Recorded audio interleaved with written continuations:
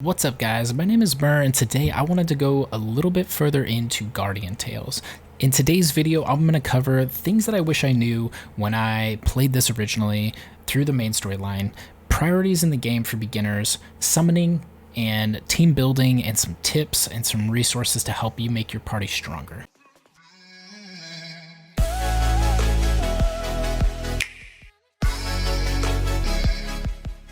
Things that I wish I knew first and foremost is that characters are optimal with their exclusive weapons. Without them, they can still be good, but with them, it really does unlock their true potential.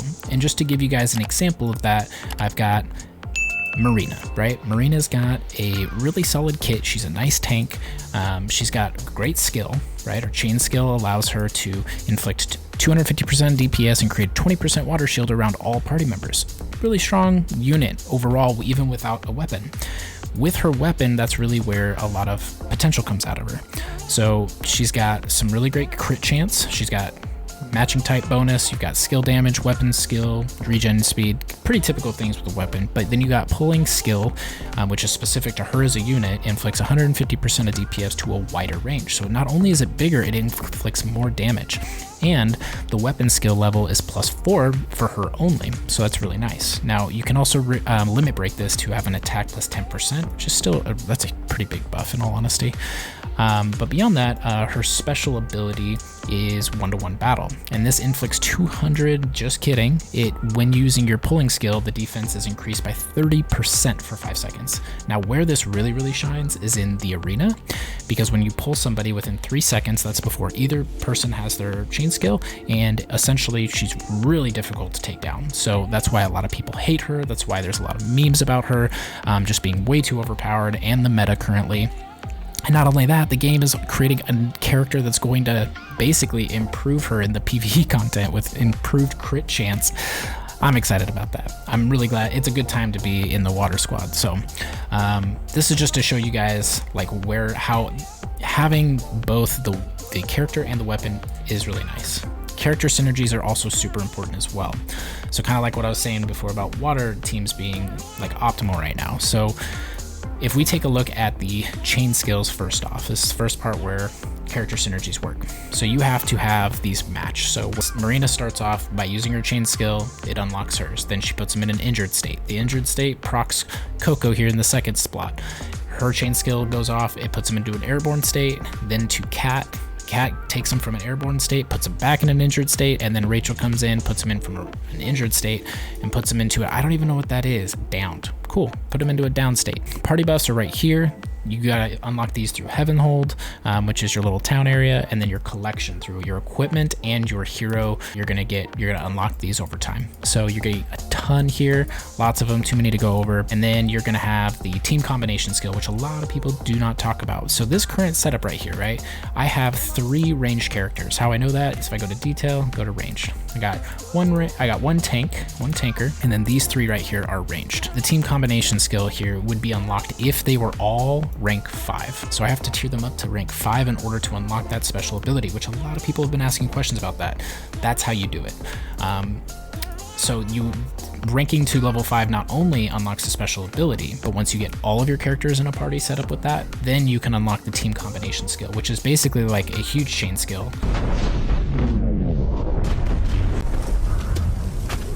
Super nice, really good to have, great end game. All right, now let's talk a little bit further just about the team synergies really quick, because a lot of people don't realize why there's certain units that work well together within a mono element team. So I wanted to just show you guys what people are referring to. And I don't have it fully capped out. I don't have all their skills done, but for this team specifically, this is like a water mono element team. So if I have this, essentially what I'm looking at is the party buff. So you get HP plus 39%. I'm looking at what these skills do to the enemies. So this one, or my allies. So when I pull, my defense increases by 30%. When I use my chain skill, 20% water shield around all members. Good defense stat. Then from there, I'm going to go into Coco. Coco's going to proc her chain skill, and her ability reduces the enemy's defense by 20% for 5 seconds. And then she summons this, which inflicts DPS and then reduces enemies' attack by 30%. Also a good defense strat, but she also gives skill attack plus 36%. And then she's gonna proc to Cat, and Cat gives a ranged defense, which is nice, so that protects your ranged characters a lot. And her chain skill is going to reduce water type resistance by 20%. So if you're at an element disadvantage, this can be extremely helpful, and that's why she's primarily being used. And then from her, you're going to go to Rachel, which is going to give you range attack plus 26%, and you're running 3 of these on this type of squad, so that's actually very, very beneficial. And then from there, she just does DPS. So she ends it all after all the debuffs are landed, after all the buffs are landed, she then comes in and cleans house. That's kind of Rachel's role on that. So that's how the team synergy works, and that's why people have this guide built for it. So I'm glad that I could share that with you guys and just show you. I hope that makes sense, and if it doesn't, what I'd recommend is refer to the guide that somebody made. Actually, Pin, Asia 1 free-to-play veteran. Like, thank you for making a resource for players that makes this super easy. You guys can find this on the Discord channel as well, but whoever made this, you guys are amazing. Look at the characters involved and why they are suggesting them. Go in and look at their skills, plug them in, and see what they do. And not only that, but once you guys get these 5-starred, you're going to unlock their special ability, which is going to do even more massive DPS. You awaken them, all their party buffs go higher and higher than what they already are in this review, and then the team combination skill gets unlocked and it'll do even more massive water damage. So there's even way more potential, probably double the potential that it currently has. This is going to be changing based on the element. So if for this banner, right, if you're going for Lawn and you wanted to build a mono element team, you're gonna basically maximize your potential at end game. So with Lawn, you would want to go with like Idle Eva, and Lawn is like the primary here that people would recommend.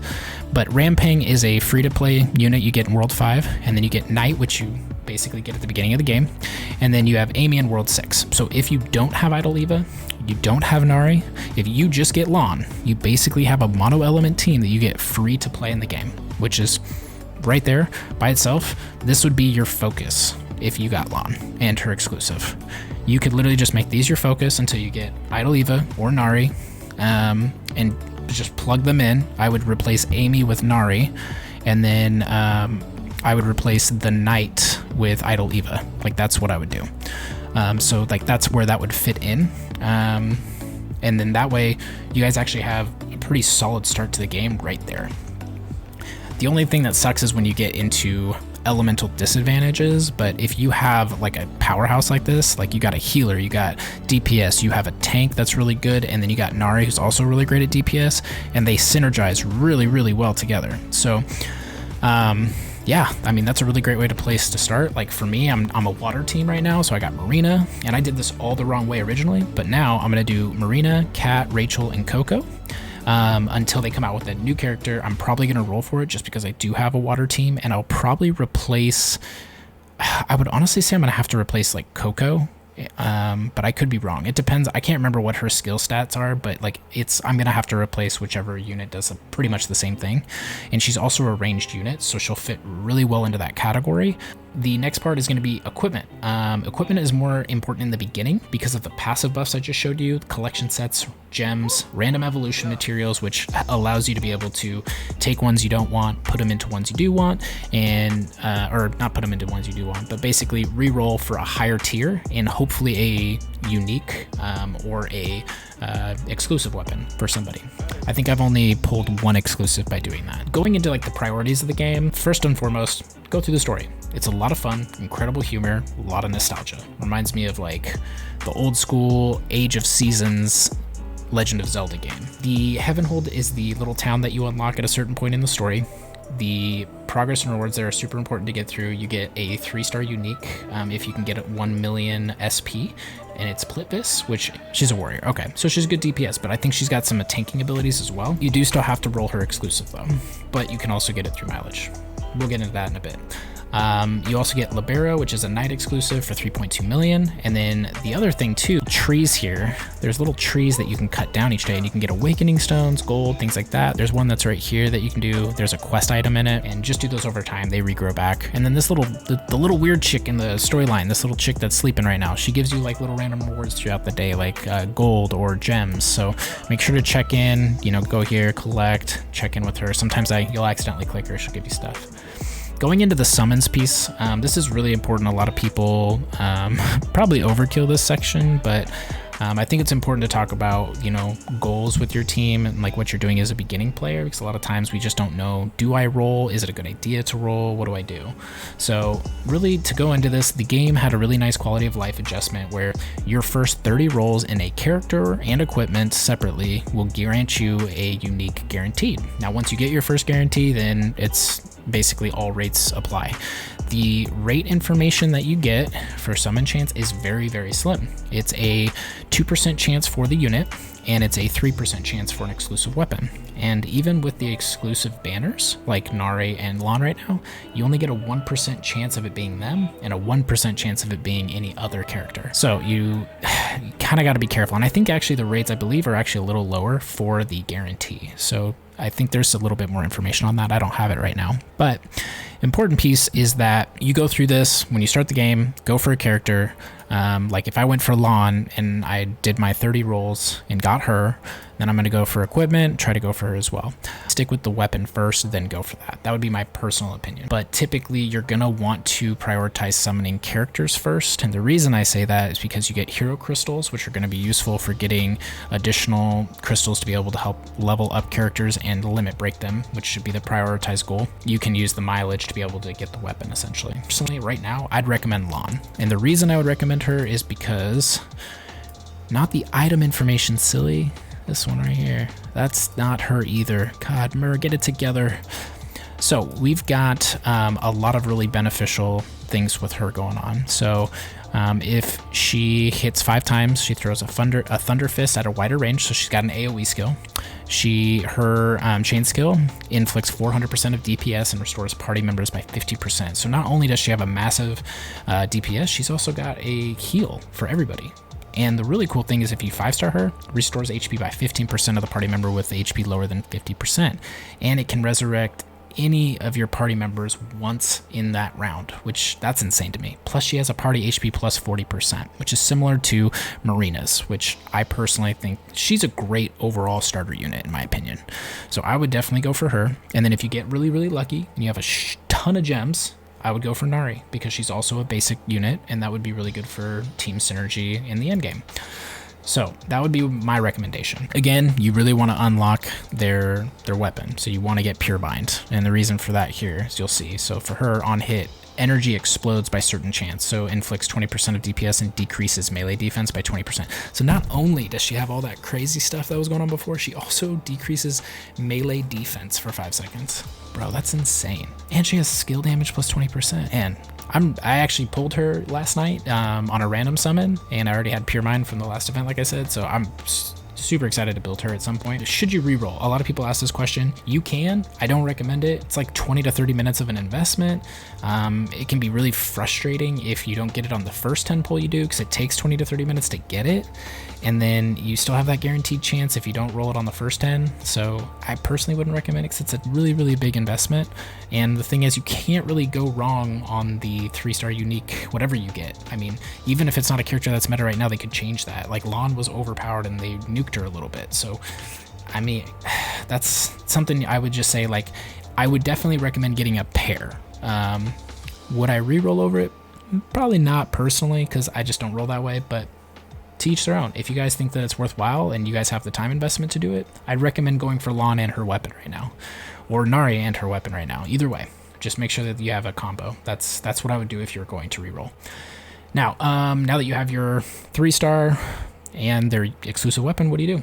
You level up Lan first, her weapon first. You prioritize all the awakening stones on her first. I'll give you guys an example here. I've got Marina. That was the first one that I got, so I prioritized her. So if I went into her awakening here, you're going to see she's almost capped out. She's also 5-star. I don't know how far this is going to let me go, but so I've almost got her awakening completely done, but it is extremely expensive. So once you get towards like here, you're going to see like 15 low grades versus when you're closer to the center.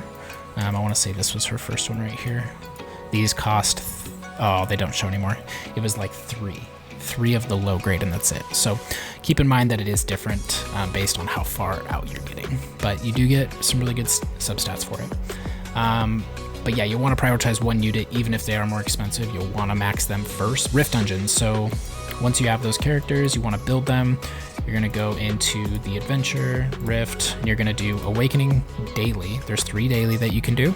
And then over here on these 3 right here, they're going to determine what characters you can basically run dungeons for. So if I was running for Marina, and I can run for basically these are all water units. So if I'm running for a mono water unit, I was rolling for Marina, Rachel, Coco, and Cat. So this was perfect for me right here, but it's really, really hard for me to 3-star right now. So, but technically this is the one I would be running to make a mono element unit or a mono element team. So if I was going for Lawn, I would go up to Skill Dungeon. This one has Bari in it, so that's kind of sucky because I have to do a separate one for her. But then this one has Lawn, it has Nari, you've also got Rang and the Knight or Idol Eva. So this is a really good one for a basic team.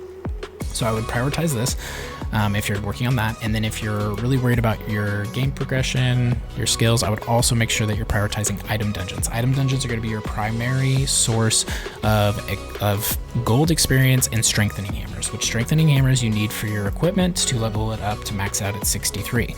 And then that's very, very important. Your DPS increase from even 1 level difference in a weapon is extremely important. So make sure you're prioritizing that. I would not do the other ones other than one time to get the 50 gems you get for completing it at 3-star. So go through these, complete them at 3-star, and then leave them alone.